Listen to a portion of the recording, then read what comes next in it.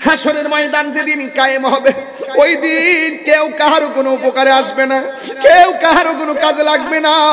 এই কবরে একলা একলা পড়ে আছে, এক হাত দূরে আরেকটা ভাই পড়ে আছে, আরেক হাত দূরে আরেকটা ভাই পড়ে আছে, আরেকটা দূরে আরেকটা ভাই পড়ে আছে। এই কবরে আযাব হইতেছে, পাশের মানুষ জানে না। ওই কবরে আযাব হইতেছে, পাশের মানুষ জানে না। হাসরের ময়দানে মানুষ নাফসি নাফসি। হায়রে, কেন মাদ্রাসাটা দরকার? কেন গুরুস্থানটার পাশে মাদ্রাসাটার প্রয়োজন? এই পোলাপানগুলা যখন মাদ্রাসা থেকে বের হবে, এই পোলাপানরা যখন গুরুস্থানের পাশ দিয়ে হাইটা যাবে, আল্লাহ রাব্বুল আলামিন কবরের আযাব ক্ষমা করে দিবে। জাহান্নামের আগুন ধরাবো, জাহান্নামের আগুন ধরাবে আল্লাহ মানুষ দিয়া, জাহান্নামের আগুন ধরাবে আল্লাহ পাথর দিয়া। এই জন্য আল্লাহ রাব্বুল আলামিন বলেছেন যে এই আগুন দিয়া আমি আল্লাহ যেমন আগুন মানুষ দিয়ে আগুন ধরাবো, ওই আগুনের ভিতরে যারা বসবাস করবে এরা সবাই হলো কাফের। কথা বলেন ঠিক কিনা? আমার বাবাকে 5 বছর আগে হারাইছি। যুবক ভাইয়ের আমার, আমি জাহান্নামের বয়ানটা কেন ধরলাম? এই গুরুস্থানটা ব্রাহ্মণ গ্রামের। গুরুস্থানের বাঁশগুলা খুললে দেখেন হাড্ডিগুলা বিছায়া বিছায়া পড়ে আছে, মাথার খুলিটা পড়ে আছে, চোখটা ছিদ্র হয়ে আছে, আর পায়ের হাড্ডিগুলা বিছায়া পড়ে আছে। এত সুন্দর শরীর, এত সুন্দর বডি কোথায় গেল রে? এ বন্ধু, যদিও শরীর দেখা যায় না, হাড্ডি পড়ে আছে। ওই কবরের ভিতরে আমার আল্লাহ জাহান্নামের হাওয়া ঢুকাইয়া দিয়ে রাখছে। এই মানুষটা রূহের উপরে আযাব হইতেছে, কিন্তু আমরা কবর খুঁজলে তার আযাব আমরা দেখতে পারব। কাহার জন্য জান্নাতের বাগান, আবার কাহার জন্য জাহান্নামের গর্ত। এখন এখানে একটু তাকাইয়া দেখেন, যদি জিজ্ঞাসা করি ভাই কবরের মধ্যে কেমন আছো, তিনি বলবে ও তাহিরি বেশি বালা না, শুধুমাত্র আযাব আর আযাব, শুধুমাত্র আযাব আর আযাব। এই আযাবের ভাগ পৃথিবীর কেউ নিবে না। আপনার বাবা আপনাকে চলে গেলে, আপনাকে ছেড়ে চলে গেলে, আপনি আপনার বাবার কষ্টের ভাগ নিবেন না, কবর আযাবের ভাগ নিবেন না। কিন্তু আপনার বাবার সম্পদের ভাগ নীতি তো আপনি ভুল করবেন না। আপনার বাবার মৃত্যুর কষ্টের ভাগ আপনি নিবেন না, কিন্তু আপনার বাবার সম্পদের ভাগ নিতে আমি ভুল করব না, আপনি ভুল করবেন না। এই জন্য পৃথিবীর মানুষ সবাই সব ভাগ নেয়, কিন্তু মরণের কষ্টের ভাগ কেউ নেই না, কবরের আযাবের ভাগ কেউ নেই না, হাসরের ময়দানের ভাগ কেউ নেই না। আমার ভাইয়েরা, আমার যুবক ভাইয়েরা, এই জন্য আমি বলবো এই ছেলেগুলোকে সম্মান করলে লস হবে না। আপনি যে খাইতেছেন 5 জনের রান্না করলে 7 জনে খাইতে পারে। কথা কোন ঠিক কিনা? তো আমল ওয়াহিদ ইয়াকফি লিল ইসনাইনে, একজনের খাবার 2 জনের জন্য যথেষ্ট। এই জন্য এই খাবারটা বৃথা যাবে না। মাদ্রাসা দান করতেছেন মনে করবেন না এই দানটা বুঝি লস হয়ে গেছে, না না। আস-সাখিউ হাবিবুল্লাহ, দানশীল ব্যক্তি হলো আল্লাহর বন্ধু। হাসরের ময়দান যেদিন কায়েম হবে, বন্ধুরে আমার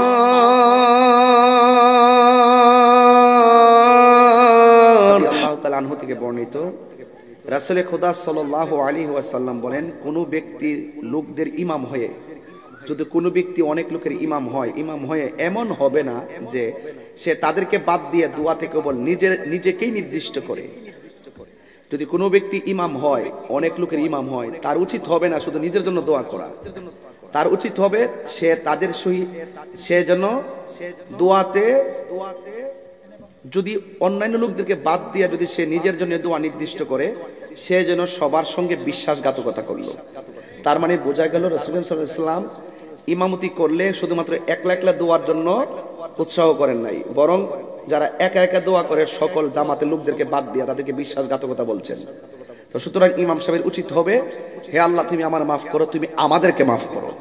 সুবহানাল্লাহ। তাইলে সবাইকে উদ্দেশ্য করে দোয়া কথা এখানে আছে, তার মানে এর দ্বারা প্রমাণ হয় সম্মিলিত দোয়াও জায়েজ আছে।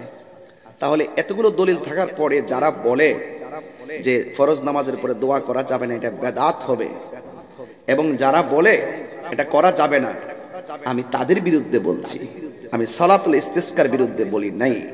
সুতরাং আমি এমনে ধরি নাই। আপনি হাজার মানবতার কাজ করতে পারেন। আমাকে গতকালও একজন আমাকে অনলাইনে মেসেজ করছে যে তিনি একজন বড় হুজুর, আপনি ওনার বিরুদ্ধে এভাবে বললেন।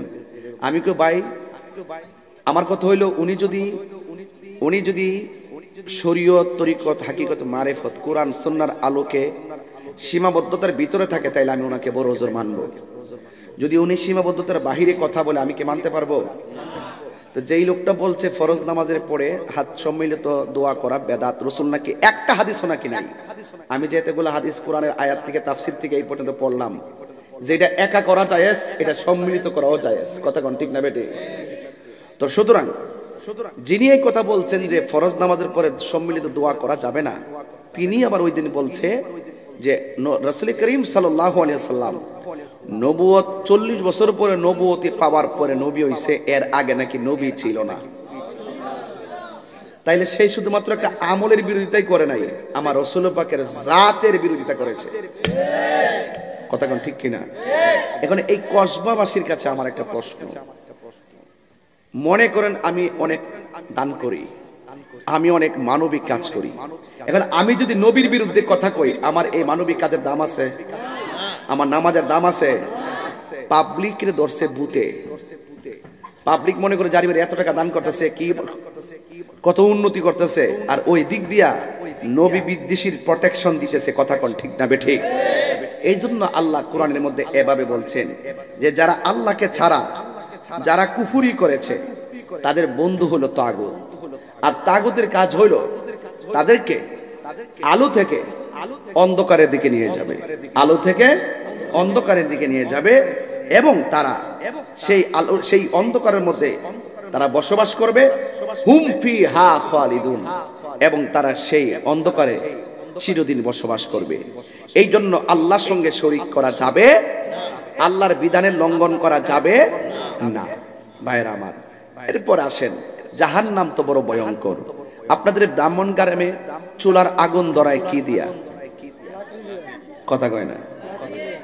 আর আল্লাহ রাব্বুল আলামিন বলছেন যারা কুফরি করবে, যারা আমি আল্লাহকে ছাড়া অন্য কোনো তাগুতের অনুসরণ করবে, তাদের ব্যাপারে আল্লাহ বলছেন ওয়াকুদুহান নাসু ওয়াল হিজারা উইদ্দাত লিল কাফিরিন।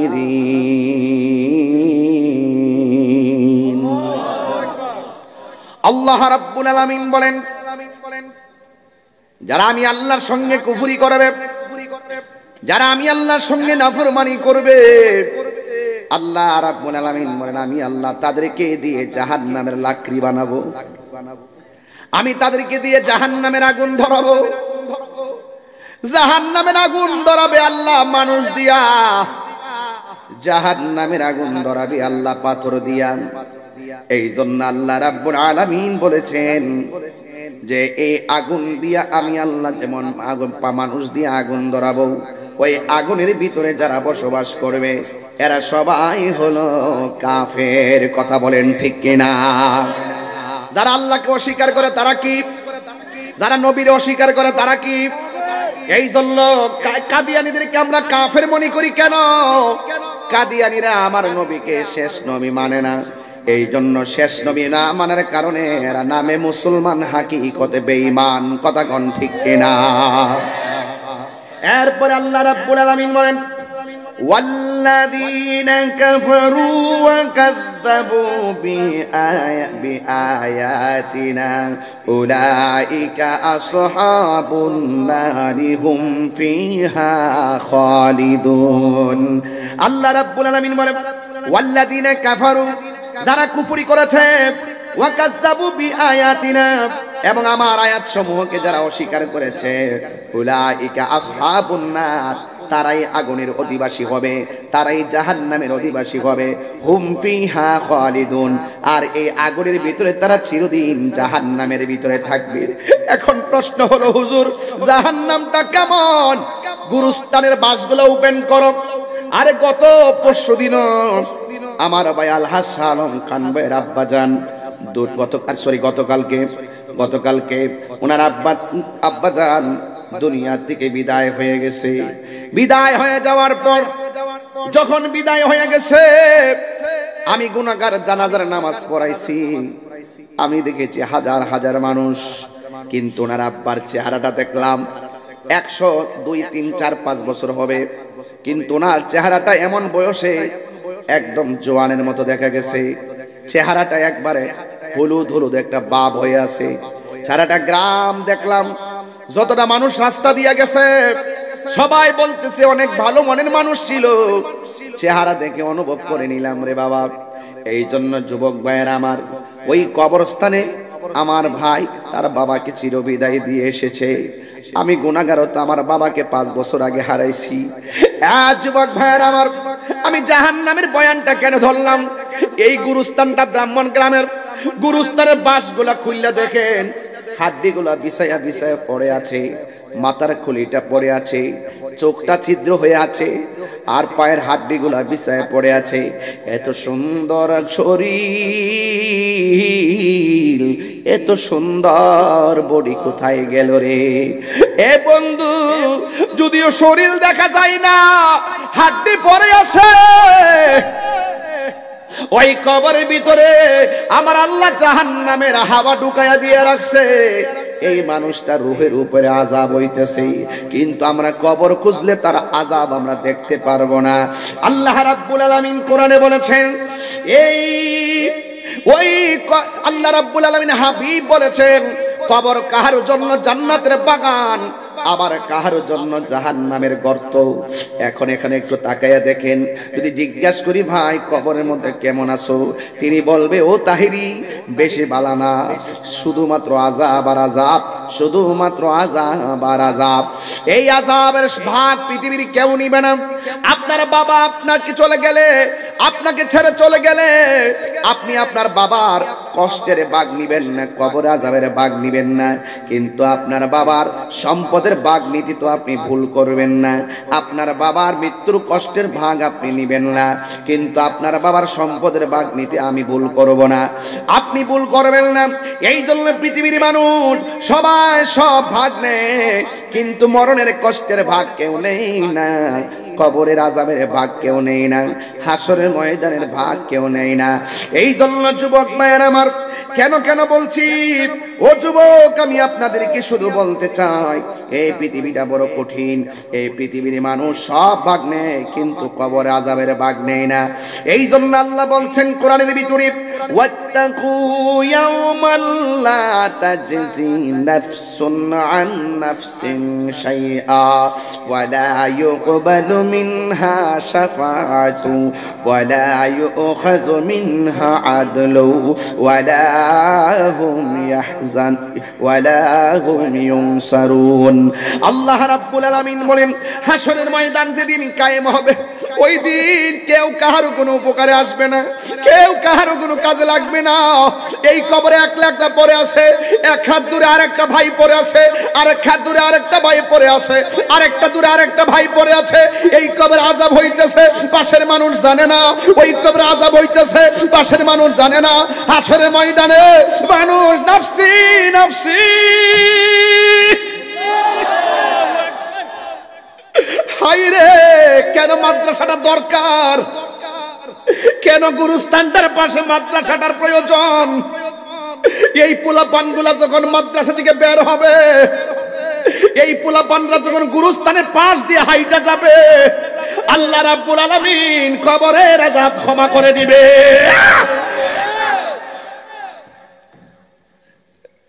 এই ছাত্রগুলো তলাবুল ইলম যখন রাস্তা দিয়ে হেঁটে যায়, আল্লাহ রাব্বুল আলামিনের ফেরেশতারা তাদের নূরের পাখাগুলো বিছায়া দেয়। এই জন্য আমার যুবক ভাইয়েরা, হাদিস শরীফের মধ্যে পাইলাম, অসুবিধা হচ্ছে আপনাদের? আমি কিন্তু বুঝায় বলার চেষ্টা করতেছি, প্রয়োজনীয় কথা বলতেছি। হাদিস শরীফের মধ্যে পাইলাম, হাসরের ময়দান যেদিন কায়েম হবে, একটা কোরআনে হাফেজ 10 জন মতান্তরে 20 জনকে সুপারিশ করে জান্নাতে নিতে পারবে। এখানে বলছে ওয়ালা ইউকবালু মিনহা শাফা, আল্লাহ পাক কারো কাছ থেকে শাফাআত গ্রহণ করবেন না। কিন্তু হাফেজ সাহেবদের ব্যাপারে বলা হয়েছে, ওরা পরিবারের মায়ের কুল, বাবার কুল, আত্মীয় কুল, সমাজের কুল 20 জনকে সুপারিশ করে জান্নাতে নিতে পারবে। আমি বিশ্বাস করি যারা মাদ্রাসায় টাকা দিয়ে ছাত্রদের মাথায় হাত বুলাইয়ে দিতেছেন, এই হাত বৃথা যাবে না। এতিমের মাথায় হাত বুলাইয়া দিলে হাতের নিচে যতটা মাথার চুল থাকবে, আমার আল্লাহ রাব্বুল আলামিন সেই পরিমাণ সওয়াব আপনার আমলনামায় দিয়ে দিবে। আমার ভাইয়েরা, আমার যুবক ভাইয়েরা, এই জন্য আমি বলবো এই ছেলেগুলোকে সম্মান করলে লস হবে না। আপনি যে খাইতেছেন 5 জনের রান্না করলে 7 জনে খাইতে পারে, কথা কোন ঠিক কিনা? তো আমল ওয়াহিদ ইয়াকফিল ইসনাইনে, একজনের খাবার 2 জনের জন্য যথেষ্ট। এই জন্য এই খাবারটা বৃথা যাবে না। মাদ্রাসা দান করতেছেন মনে করবেন না এই দানটা বুঝি লস হয়ে গেছে, না না। আস-সাখিউ হাবিবুল্লাহ, দানশীল ব্যক্তি হলো আল্লাহর বন্ধু। হাসরে ময়দান যেদিন কায়েম হবে, বন্ধুরে আমার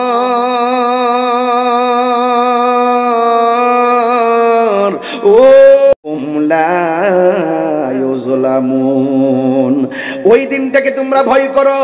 ওই দিনটা কেমন হবে? যখন আল্লাহ তোমাদেরকে একত্রিত করবে, যেই দিন আমার আল্লাহ রাব্বুল আলামিন তোমাদেরকে দুনিয়াতে যা করেছো তার প্রতিদান তোমার হাতে দিয়ে দেওয়া হবে। ও শুধুমাত্র তাই নয়, ওয়া হুম লা ইউযলামুন, আল্লাহ রাব্বুল আলামিন যাররা পরিমাণ তোমাদের উপরে জুলুম করবে না। এই দুনিয়ায় যা করেছো হাসরের ময়দানে তাই পাবে। এই জন্যই তো আমার আল্লাহ রাব্বুল আলামিন কোরআনে বলেছেন, ফামাইয়ামাল মিসকালা যাররাতিন খায়রান ইয়ারা ওয়া মাইয়ামাল মিসকালা যাররাতিন শাররান ইয়ারা। কি মাদ্রাসা ছাত্র নাকি ওরা? হ্যাঁ, দাঁড়াও একটু, দাঁড়াও একটু, দাঁড়াও। মাশাআল্লাহ, মাশা একটু দাঁড়াও। হ্যাঁ হ্যাঁ, অনেক সুন্দর সবুজ পাগড়ি, মারহাবা বলবেন না? আল্লাহু আকবার। এই ছেলের মা গুলো কত স্বপ্ন করে, বসো বাবা তোমরা বসো, দেখে খুব ভাল লাগলো। এই ছেলেগুলোর মা বাবা, আল্লাহু আকবার বলেন। লা ইলাহা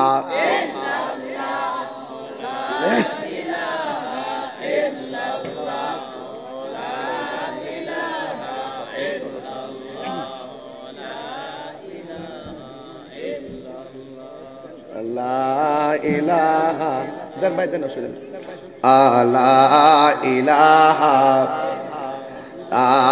লা ইলাহা লা ইলাহা ইল্লাল্লাহু মুহাম্মাদুর রাসূলুল্লাহ সাল্লাল্লাহু আলাইহি ওয়াসাল্লাম।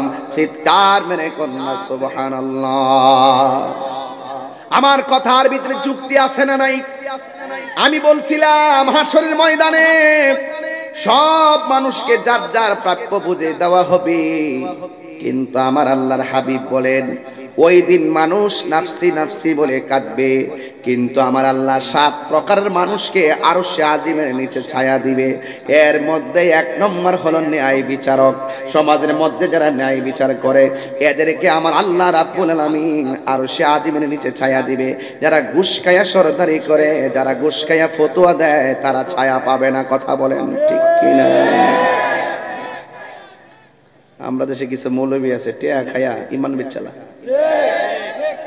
ঘুষ খাউরা, কথা কোন ঠিক কিনা? তারা টাকা খায়া ইমান বেচালা। আবার এমন একটা বাপ ধরে সবার লগই আছে, তোমার লগও আছি, তোমার লগও আছি, উপরে ফিটফাট ভিতরে আমদানি কন্যা, উপরে ফিটফাট ভিতরে আর একটা মাওয়াঘাট বলে বাইরে আমাদের রয়েছে ইডিবালা সদরঘাট, ভিতরের সদরঘাট। ওই সদরঘাটে যেমন বহুরূপী লোক ঘুরে, এর মনের ভিতরে বহুরূপী লোক বাস করে। তোমার লোকে গেলে তুমি, আমার লোকে আইলে এর হলো মুনাফিক নাম্বার 1। ঠিক কিনা বলেন? এই মুনাফিক ব্রাহ্মণ গ্রামে আছে না নাই? তবে ধরা যায় না, সব সমাজে আমরা লাগা তো আছে। মুনাফিক। হাসতে হাসতে মুনাফিকি করে, কিন্তু মুনাফিকদের জায়গা হবে জাহান্নামের সর্বনিম্ন স্তরে। কথা বলেন ঠিক কিনা? এক নম্বর হলো যারা ন্যায় বিচার করে, দুই নম্বর যাদের মনটা মসজিদে পড়ে থাকে, আর আমরা দেশের মানুষ তাদের মনটা বাজারে পড়ে থাকে। বাজারে গেলে দেখবেন গড়ির কাঁটার দিকে তাকাবে না, মসজিদে গেলে দেখবেন বারবার গড়ির কাঁটার দিকে তাকাবে, তাকায় বলবে ইমাম সাহেব নামাজের সময় শুনি, ইমাম সাহেবকে 2 মিনিট করে দেয়া লাইন, অসুবিধা নাই, সূরাটা একটু লম্বা করে দিন। ঠিক কিনা বলেন? ইন্নাল মুনাফিকিনা ফি দারকিল আসফালি মিনান নার।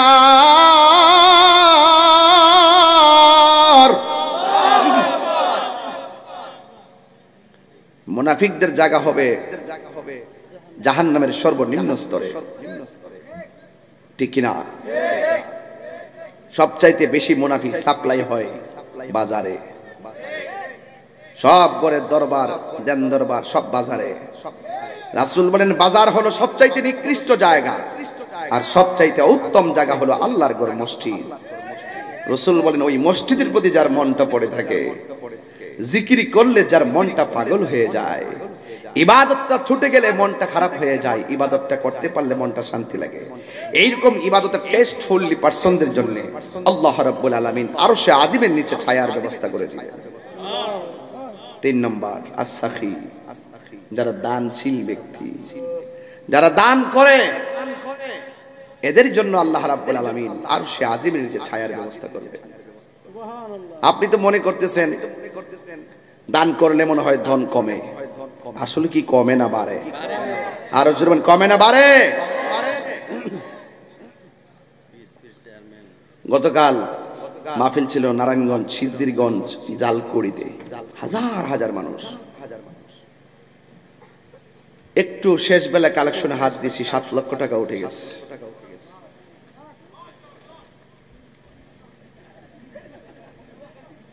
ও তো মাশাআল্লাহ ভালো কথা বলছে, আপনি হাসি দিয়া কোন সাল্লাহ কইলেন? আহা, কি কইতাম রে বাবা। এই মাদ্রাসাটা হোক, আমরা চাই কি চাই না? এই যে কোরআনের পাখিগুলো দেখতেছেন, মায়া লাগেনি? কথা কয় না? আর মায়া লাগেনি? এই পোলা পান্ডি টিনের করে কষ্ট করে, যত তাড়াতাড়ি সম্ভব তাদেরকে জায়গা করে দেন। জায়গার দরকার আছে তো? আছে ইনশাআল্লাহ। যুবক ভাইরা, এখানে অনেকগুলো মানুষ খুব মনোযোগ দেখা যাচ্ছে, ওয়াজ শোনার জন্য খুব ফান পেতে আছে। আল্লাহ কবুল করুক, আমিন কোন। হাসর মাঠে কেউ কার কোনো উপকার আসবে? 3 নম্বর। 4 নম্বর হইলো আল্লাহর জন্য কেউ কাউকে ভালোবাসে। আমি সালম ভাইকে ভালোবাসি, তিনি নবীকে ভালোবাসেন। এই জন্য আমি যদি নবীকে ভালো না বাসতাম, আমাকে কি তিনি ভালোবাসতেন? রাসূল বলেন আল্লাহর জন্য কেউ কাউকে ভালোবাসে, নবীর জন্য কেউ কাউকে ভালোবাসে। এইরকম ভালোবাসার মানুষদের জন্য আল্লাহ রাব্বুল আলামিন আরশে আজিমের নিচে ছায়ার ব্যবস্থা করে দিয়েছেন। এই ভালোবাসা আমরা চাই কি চাই না? আরেকটা আছে, এটা কি গেছে? ধরেনি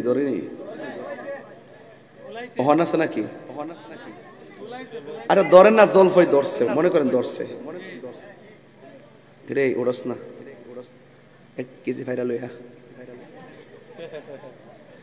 1 কেজি ভাইরা লইয়াস না,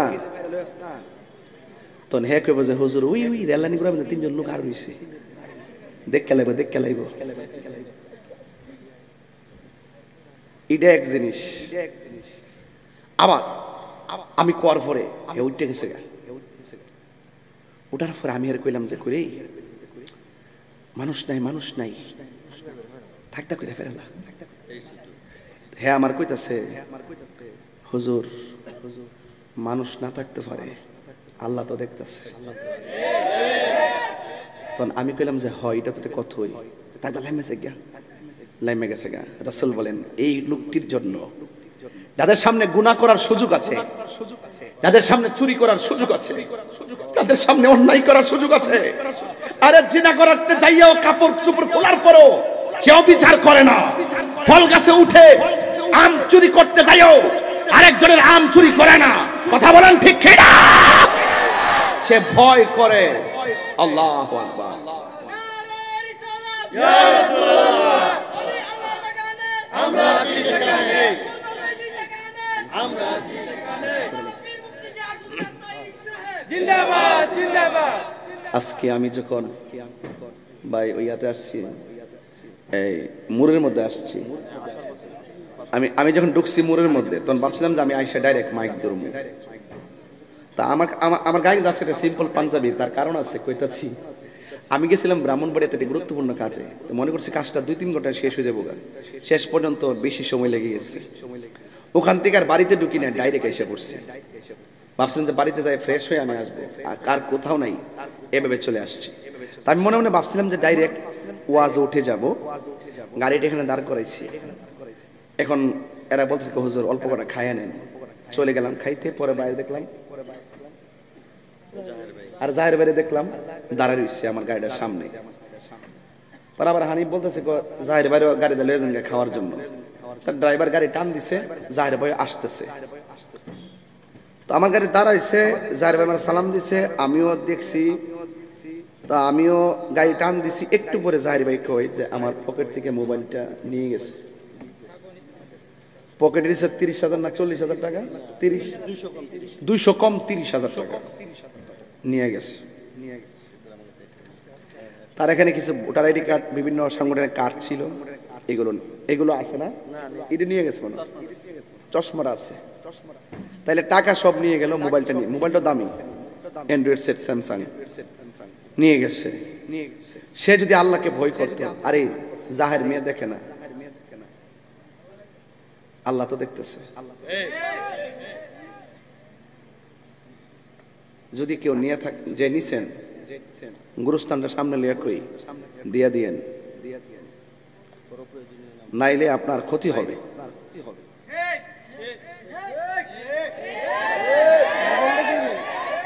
অন্তত আমি কোনটা আমি বাদ দিতে চাই না, আমি চাই সব দিয়ে দেন, কিছু বলবো না। মোবাইলটা 5 থেকে 6 হাজার নাম্বার আছে। উনি ব্যবসায়ী মানুষ, উনি সাংগঠনিক মানুষ, উনি দানবীর মানুষ, ওনার অনেক জায়গার নাম্বার টাম্বার আছে। আপনি মোবাইলটা অন্তত পক্ষে যে জায়গা দেয়া গেলেন, আমাদের পরিচিত কেউ নজরে পড়লো, বুঝবে যে এটা মুখের মোবাইলটা দিয়ে দিবে, দিয়ে দিয়েন। উপরে আমার ছবিও আছে, মুফতি গোলাম কিবরিয়া সাহেবের ছবিও আছে। আল্লাহর রাস্তায় ফাওয়ার ধরে কই দিয়ে দিয়েন। শুনেন, আমি গতকাল হিসাব করে দেখলাম আমি প্রায় 2.5 কোটি টাকার মালিক। কত? গতকাল আমি দেখলাম 2.5 কোটি টাকার মালিক। না, ওখান যদি দুদুক শুনে আমার আইব দর্ত। এটা টাকা না, মানে আমার যে কিডনি আছে, বাল্ব আছে, এগুলো বেচলে আর কি, এটা হিসাব করে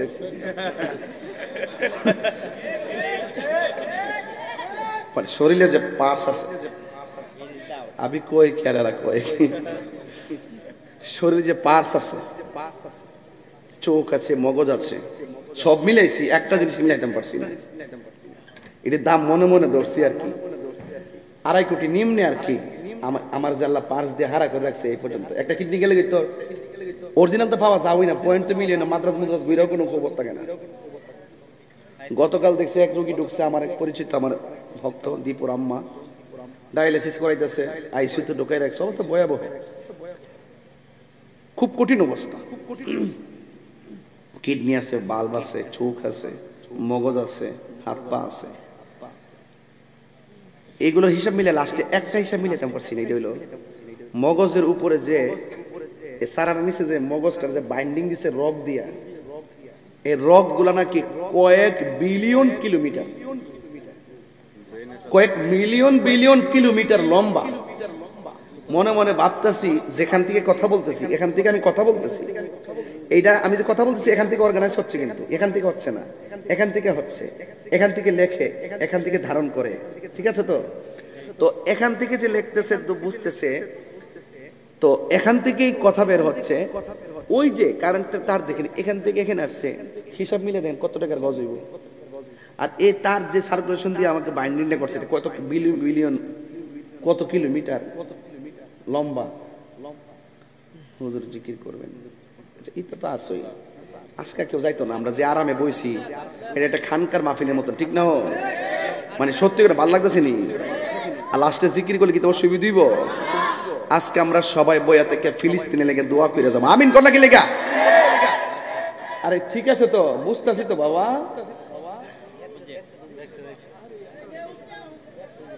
আচ্ছা আমি যে কথা খারাপ লাগতেছে নাকি? তো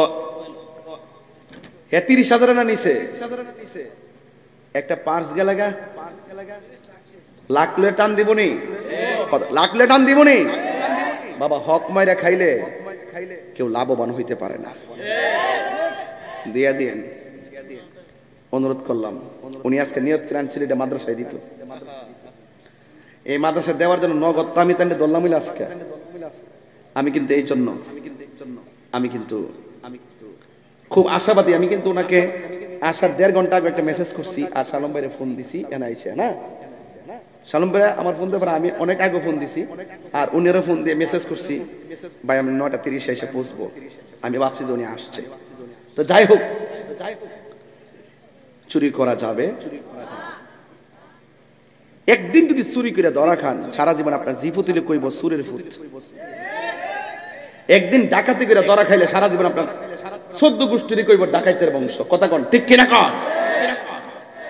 তাহলে চুরি করবেন যারা নিছেন, যিনি নিছেন, এই মনে 1 মিনিটের মধ্যে ডাকাতি করে নিয়ে গেছে। এই চক্র আছে আমার, যে কোনো মাহফিলে মোবাইল টাকা পয়সা নিয়ে যায় অনেকেই। আল্লাহর রাস্তা দিয়া দিয়েন, আর কিছু কইতাম না। তার সৌজের ছবি আছে, আওলাদের রাসূলের, ধ্বংস হয়ে যাবেন, দিয়ে দিয়েন। যাই হোক, আমাকে কমিটিরা বলছে হুজুর একটু জিকির করবেন। আমি জিকির করব। করার আগে আমি একটা কথা কইতাম চাই। আমি যে কথা বলছি, যতক্ষণ কথা বলছি কোরআন হাদিসের বাইরে কথা বলছি, পায়ে ধরে বইলা দিয়া যায়। আসল গড়টাতে যাওয়ার আগে পচা বীজ মাটিতে লাগাইলে যেমন করে গাছ উঠে না, পচা বীজ মাটিতে লাগাইলে যেমন করে গাছ উঠে না, দুনিয়াতে থাইক্কা আল্লাহর সঙ্গে নাফরমানি কইরা, নবীর সঙ্গে বিয়াদবি কইরা, ওলি আল্লাহর সঙ্গে গাদ্দারি কইরা কবরে যাইয়া জান্নাতের বিছানা পাওয়া যাবে না। যা করতেইব দুনিয়া থাক কি করতেইব। কথা কোন ঠিক কিনা? মরার পরে কিছু নাই, মরার পরে হইল শুধু হিসাব। আর ছেলে লাল শার্ট কথা বসো না। একটা মাহফিল আইছি, বেচারা টাকা লয়ে গেছে, মোবাইল লয়ে গেছে।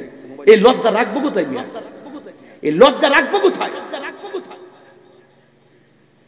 আল্লাহর রাস্তায় ফালাই দিয়ে যায় কোন এক জায়গা, নাইলে আমার কাছে দিয়েন, জীবন আমরা নাম কইতাম না। তওবা করে দিন, আল্লাহ যেন হেদায়েত নসিব করে, আমিন কর। আমাদের কাতার খান গ্রুপের মান্যবরের চেয়ারম্যান, বিশিষ্ট শিক্ষানুরাগী এবং দানবীর আমার শ্রদ্ধাভাজন বড় ভাই আলহাজ শাহ আলম খান ভাই, তিনি এসেছেন। ওনার আব্বারে গতকাল দাফন করছে, আজকেই তিনি 3 দিনে পার হয় নাই, তিনি কিন্তু আজকে মাহফিলে আসছে। আমরা দোয়া করি আল্লাহ যেন ওনার আব্বার কবরটাকে যেন জান্নাতের বাগান বানায় দেয়, আমিন কর।